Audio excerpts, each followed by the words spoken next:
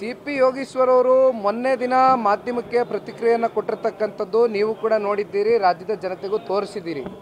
CP. ಯೋಗೀಶ್ವರು ಭಾಳ ಸ್ಪಷ್ಟವಾಗಿ ಹೇಳಿದ್ದಾರೆ, ಅವರು ಅವರ ಪಕ್ಷದ ಕಾರ್ಯಕರ್ತರಿರ್ಬೋದು, ಅವರ ಬೆಂಬಲಿಗರ ಜೊತೆಯಲ್ಲಿ ಈಗಾಗಲೇ ಸರಣಿ ಸಭೆಗಳನ್ನ ಮಾಡ್ತಾ ಇದ್ದಾರೆ. ನಾವು ಕೂಡ ನಮ್ಮ ಪಕ್ಷದ ಕಾರ್ಯಕರ್ತರು ಮುಖಂಡರುಗಳ ಜೊತೆ ಸಭೆಯನ್ನು ಮಾಡ್ತಾ ಇದ್ದೇವೆ.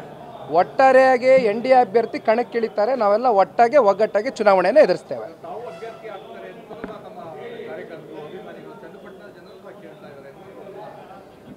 ಈಗ ಇವೆಲ್ಲ ಚರ್ಚೆಗಳು ನನ್ನ ಅಭಿಪ್ರಾಯದಲ್ಲಿ ಅಪ್ರಸ್ತುತ ಅಣ್ಣ. ಇನ್ನೂ ಉಪಚುನಾವಣೆ ದಿನಾಂಕ ಪ್ರಕಟ ಆಗಿಲ್ಲ.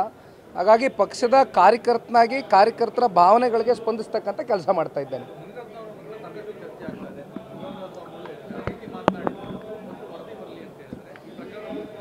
ಈಗ ಇವೆಲ್ಲವಕ್ಕೂ ಕೂಡ ತಾವು ಹೇಳ್ದಂಗೆ ಇವತ್ತು ಸ್ವಾಮೀಜಿಗಳು ಏನು ಹೇಳಿದ್ದಾರೆ, ನಿನ್ನೆ ದಿನ ನಾನು ಕೂಡ ಚನ್ನಪಟ್ಟಣದಲ್ಲಿ ಇದೇ ವಿಚಾರ ಪ್ರಸ್ತಾವನೆ ಮಾಡಿದ್ದೇನೆ. ಈಗೇನು ತನಿಖೆ ಪ್ರಾರಂಭ ಆಗಿದೆ, ತನಿಖೆ ಪ್ರಕ್ರಿಯೆ ನಡೀತಾ ಇದೆ, ಎಲ್ಲದಕ್ಕೂ ಕೂಡ FSIL ರಿಪೋರ್ಟ್ ಬರಬೇಕಾಗುತ್ತೆ, ಧ್ವನಿ ಅವ್ರದ್ದೇನಾ ಅಲ್ವಾ ಅಂತಕ್ಕಂಥದ್ದು ಪ್ರೂವ್ ಆಗಬೇಕಾಗುತ್ತೆ. ಹಾಗಾಗಿ ಅಲ್ಲಿವರೆಗೂ ನಾವೆಲ್ಲರೂ ಕಾದು ನೋಡೋಣ. ಇದು ಭಾಳ ಸ್ಪಷ್ಟ. ಈಗ ಪರಶುರಾಮ್ ಅಂತಕ್ಕಂಥ ಒಬ್ಬರು PSI ಇವತ್ತು ನೇಣಿಗೆ ಶರಣಾದಂಥ ಒಂದು ನಾವೇನು ಸನ್ನಿವೇಶ ನೋಡಿದ್ವಿ, ಆತ್ಮಹತ್ಯೆಗೆ ಆದಂಥ ಸನ್ನಿವೇಶ, ಅವೆಲ್ಲವನ್ನು ಹೊರತುಪಡಿಸಿ ಯಾವ ರೀತಿ ಅಲ್ಲೇನು ಆ್ಯಕ್ಷನ್ ತಗೊಂಡಿದ್ದಾರೆ, ಅಲ್ಲಿ ಯಾವ ರೀತಿ ತನಿಖೆ ಮಾಡಿದ್ದಾರೆ ಈ ರಾಜ್ಯ ಸರ್ಕಾರ.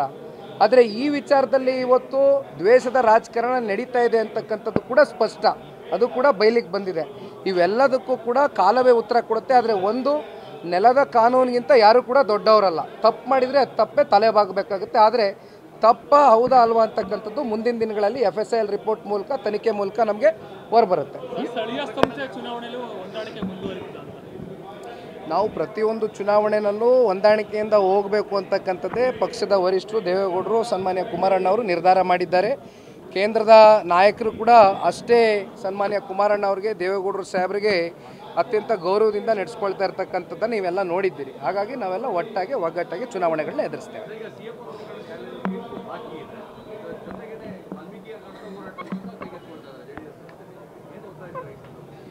ಈಗಾಗಲೇ ಮೂಡದ ಪ್ರಕರಣಕ್ಕೆ ಸಂಬಂಧಪಟ್ಟಂತೆ ಏನು ಬೆಂಗಳೂರಿನಿಂದ ಅಪ್ ಟು ಮೈಸೂರವರೆಗೂ ಪಾದಯಾತ್ರೆಯನ್ನು ಮಾಡಿದ್ವು. ಜನಗಳಲ್ಲಿ ಒಂದು ಜಾಗೃತಿಯನ್ನು ಮೂಡಿಸ್ತಕ್ಕಂಥ ಒಂದು ಹಿನ್ನೆಲೆಯಲ್ಲಿ ಪಾದಯಾತ್ರೆಯನ್ನು ಮುಗಿಸಿದ್ವು. ಈಗ ನ್ಯಾಯಾಲಯದಲ್ಲಿ, ಕೋರ್ಟಲ್ಲಿ ಇವತ್ತು ಅಂತಿಮವಾಗಿ ನ್ಯಾಯಾಧೀಶರ ಮುಂದೆ ಇದೆ. ಇವೆಲ್ಲದಕ್ಕೂ ಕೂಡ ಕೋರ್ಟು ಏನು ತೀರ್ಪು ಕೊಡುತ್ತೆ ಪ್ರಜಾಪ್ರಭುತ್ವ ವ್ಯವಸ್ಥೆಯಲ್ಲಿ, ನಾವು ಅದಕ್ಕೆ ತಲೆಬಾಗಬೇಕಾಗುತ್ತೆ.